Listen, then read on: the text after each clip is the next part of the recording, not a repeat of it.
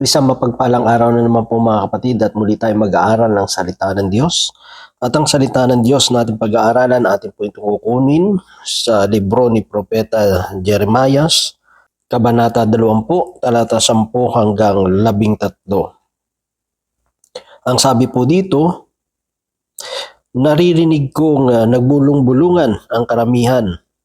Tinagurian nila akong kilabot saan man. Sinasabi nila, isuplong natin. Pati matatalik kong kaibigay naghahangad ng aking kapamakan. Wika pa nila, marahil ay malilin lang natin siya pagkatapos dakpin natin at paghigantihan. Subalit ikaw nasa panig ko, Yahweh. Malakas ka't makapangyarihan. Madara pa ang lahat ng umuusig sa akin. Hindi sila magtatagumpay kailanman. Mapapahiya sila sapagkat hindi sila magwawagi. Mapapahiya sila habang panahon at ito'y hindi na makakalimutan. Makatarungan ka kung sumubok sa mga tao. Yahweh, Diyos na makapangyarihan, alam mo ang laman ng kanilang mga puso't isipan. Kaya ikaw ang maghihiganti sa mga kaaway ko. Ipinagkakatiwala ko sa mga kamay mo ang aking kapakanan. Awitan ninyo si Yahweh, inyong purihin si Yahweh, sapagkat iniligtas niya ang mga api mula sa kamay ng mga gumagawa ng masama. Mga kapatid, mga magulang, mga kaibigan, ito po ang salita ng Diyos. Ang papuri, ang pagsamba ay para lamang po sa Kanya. Ito pong sulat ni Jeremiah, alam naman natin, isa po sa tinatawag na the crying prophet, no? Palagi siyang umiiyak at dahil sa kabigatan na kanya pong nararamdaman dahil sa kasalanan na ginagawa ng bayan ng Diyos.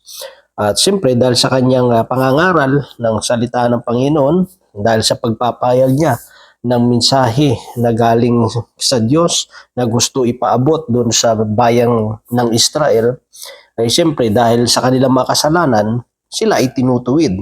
Sila ay nasasaktan sa mga kapahayagan na ipinapahayag ni Jeremiah na pagtutuwid at ipinapakita sa kanila yung kanilang mga kasalanang ginagawa against sa ating Diyos.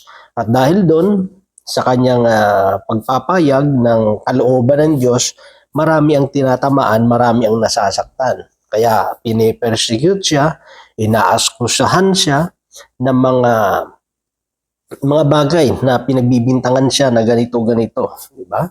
At may mga threat sa buhay niya rin. May pagbabanta na gusto siyang saktan, gusto siyang mapahamak. Ganoon naman talaga once kapag tinayuan mo yung totoo, tinayuan mo yung salita ng Diyos, ipinayag natin yung salita ng Panginoon, hindi lahat magugustuhan yung sinasabi natin. 'Di ba? Kasi maraming tao ayaw nilang matuwid. No? May mga taong talagang tatamaan ng salita ng Diyos, lalo kapag katotohanan, liwanag ang dala po natin. Kasi yung mga taong gumagawa ng mga bagay na masama, yung mga taong nagkukubli sa dilim, ay mahahayag sa liwanag. At yun ang kanilang kinatatakutan. At dahil doon, dahil ayaw nilang mabunyag yung kanilang mga kasamaan na ginagawa, ayaw nilang magpatuwid, kaya gagawa sila ng paraan para ang taong ito, si Propeta Jeremiah, ay mapahamak o kaya mawala.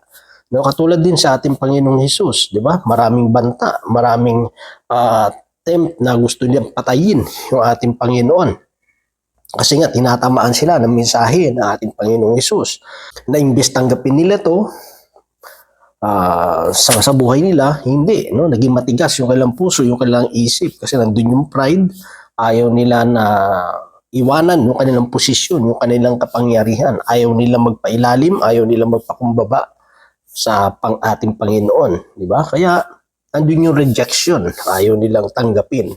At talagang maraming time na gumawa sila ng plano pero hindi nila magawa yung maisakatuparan kasi nga dahil hindi pa dumating yung panahon ng ating Panginoon. So ganito rin yung nararanasan ni Propeta Jeremiah dahil sa kasamaang ginagawa ng bayan ng Diyos. Pero sabi doon, huwag tayong dapat matakot. Part talaga yun mga kapatid. Kapag tayo ay sumunod sa Panginoon, sa pangangaral ng salita ng Diyos, talagang ihanda na natin talaga yung sarili natin na gagawan tayo ng mga akusasyon o ano pa man ng mga masasakit na mga salita para tayo ay papanghinain, para tayo ay tumigil sa ginagawa natin ito. Pero tandaan natin mga kapatid, kung alam naman natin na tama yung ginagawa natin at sinusunod lamang natin yung salita ng Panginoon, wala tayong dapat katakutan. Kasi una, alam nating kasama natin ang Panginoon. Ganun din ang sabi ni Jeremiah diba? Subalit ikaw ay nasa panig ko, Yahweh. Malakas ka at makapangyarihan. So hindi dapat tayo mangamba, hindi dapat tayo matakot na magpatuloy sa paglilingkod natin sa Panginoon dahil una, kasama natin ang Panginoon. Nasa side natin siya. Kaya kasabi, if God is with us, who can be against us? Kung ang Diyos ay panig sa atin, sino ang laban sa atin? At alam natin, nasa paglilingkod sa Panginoon, nasa pagtayo natin, sa pagsunod natin sa kalooban ng Panginoon, nasa battle tayo, di ba? Nasa labanan tayo, mga kapatid. It's about good and evil, di ba? Sa spiritual, ganun din, di ba? Kaya nga kapag nangangaral tayo ng salita ng Diyos, para ka nagtrabaho ng buong linggo, after mo magtok, talagang makakaramdam ka ng pagod. Kasi yung spiritual nakikipag-away talaga.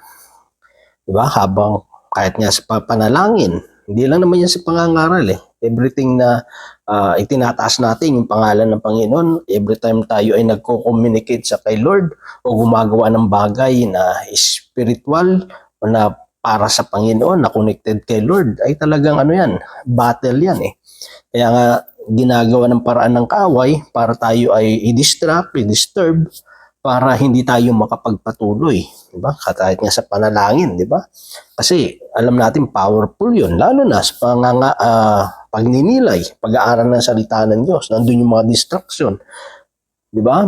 Na pinipigilan tayo mga bagay sa mundong ito para hindi tayo makapag-focus sa pakikinig, sa pagninilay ng salita ng Panginoon. Pero sabi nga, kung siya'y kasama natin at ikalawa, the battle, mga kapatid, is in the Lord. Ang labang ito ay laban ng ating Panginoon. At hindi naman tayo dapat matakot kasi sabi nga, napagtagumpayan niya na ang mundong ito. Diba? So, pinagpapatuloy lang natin yung katagumpayan na ipinanalo ng ating Panginoong Hesus doon sa krus ng Kalbaryo. Kaya kailangan natin magpatuloy. Hindi tayo talunan, kundi tayo ay mananagumpay at pinagpapatuloy natin yung katagumpayan na yon. At nandun din naman yung banal na espiritu na magkukomfort sa atin, natutulong sa atin upang ating maisakatuparan, magawa yung kalooban at pinagagawa ng Panginoon. Kasi without the help ng Espiritu Santo, hindi rin naman natin ito talaga magagawa kung wala rin yung biyaya at pagsama ng Panginoon. Ikatatlo, siyempre, He is mighty, na para tayo ay tulungan. Handaan Diyos na tulungan po tayo. Kaya sabi, pag tumayo ka, huwag mo nang problemahin kung ano yung sasabihin mo. Ang Diyos magbibigay sa atin ng karunungan, ng kalaman, ng mga salitang hindi kayang pabulaanan, na hindi kayang pasubalian ng tao. Yung karunungan na nagmumula sa Panginoon. Ano man yung ating ma-encounter, maranasan, sa ating pagsunod, sa ating pagtupad ng ating matungkulin sa ating Panginoon, alam natin hindi tayo pababayaan ng Diyos. He is mighty, May lakas siya, may kapangyarihan siya upang tayo i-secure at hindi mapahamak. Kaya wala tayong dapat katakutan. Ang dapat lang nating katakutan kung gumagawa tayo ng masama. Diba? Kung hindi tayo sumusunod sa kalooban ng Panginoon o kaya may ginagawa tayong hindi tama sa harapan ng Panginoon na hindi nakikita ng tao. Pero sabi ng Bible, alam ng Diyos yung isip natin, yung puso natin, kaya wala tayong pwedeng itago sa Panginoon. Kaya doon tayo matakot, di ba? Kapag nahayag yung mga kalokohan, yung mga masasamang ginagawa natin, di ba? Kung hindi tayo sumusunod sa Panginoon, doon tayo matakot. Kasi imbis na pagpapala, biyaya ang ating tatanggapin, ang tatanggapin natin mga kapatid, yung puot ng Diyos, di ba? Kasi siya the God of justice. Di ba? Lahat ng kasalanan na ginagawa natin, ay meron talagang konsekwensya yon mga kapatid. Kahit pa humingi ka ng tawad, pero may consequence pa rin yun. Patatawarin tayo, pero yung consequence, kailangan nating harapin. Diba? Parang sasakyan yan. Kung nabangga mo yung sasakyan ng isang tao, humingi ka ng tawad, o patatawarin ka yun. Pero siyempre, kailangan mong bayaran yung gastos ng pagpapaayos dun sa sasakyan na nabangga mo. Diba? Hindi natatapos dun ng sorry lang. Diba? Na patatawarin ka lang.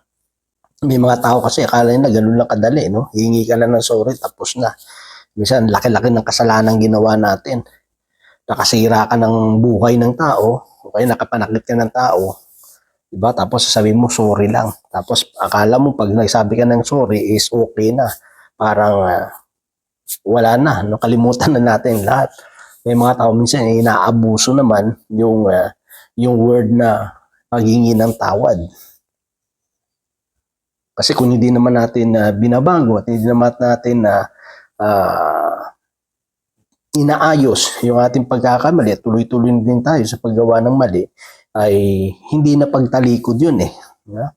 Para tayong yung mga practical na mga atheist. Kasi pag sabi mong atheist, mga taong hindi naniniwala sa Diyos. Pero yung mga practical atheist, ito yung mga taong nagsasabi na sila ay kumikilala sa Panginoon, may pananampalataya sa Diyos, pero hindi mo makita sa kanilang buhay yung Diyos. Hindi mo makita sa buhay nila yung pananampalataya sa Diyos.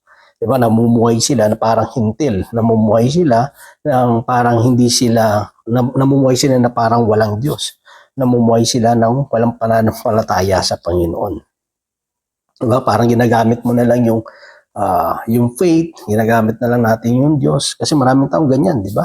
Ginagamit palagi ang pangalan ng Diyos, pero gumagawa pala ng mga kalukuhan, no? Nagnanakaw pala, nanluloko ng kapwa, tapos pang depensa nila na kapag nasusukol na sila, sabihin nila, maka-Diyos ako. Diba? May takot ako sa Diyos, hindi ko magagawa yan. Diba? Kahit nahuli na. Isasangka lang yung pangalan ng Diyos. So, hindi po ganun mga kapatid. So, dito, no, sa ating pagtupad ng ating mga tungkulin, siyempre nandun talaga eh. No? Nandun yung sorrow sa atin, no? yung kalungkutan, dahil sa kasalanan ng tao, no, na ginagawa.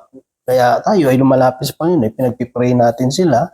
Kaya nga meron tayong intercession, na kung saan ay pinapanalangin natin ang mga taong ito. Diba? Naniniwala tayo na there's always power in prayer. Hindi natin makakaya sa pamagitan ng ating mga salita, ay pwedeng kumilos ang Panginoon sa pamamagitan ng ating panalangin. Diba? Na kayang baguhin ng Diyos ang puso at isip ng tao, which is talaga naman kaya, di ba? At alam natin na hindi din nasasayang, no, lahat ng ginagawa natin para sa Panginoon. At magpatuloy tayo, huwag tayong matakot, kasi alam natin, kasama natin ang Diyos. So yun lamang mga kapatid, at nawa ang Diyos patuloy magpala sa bawat isa sa atin. God bless po sa ating lahat.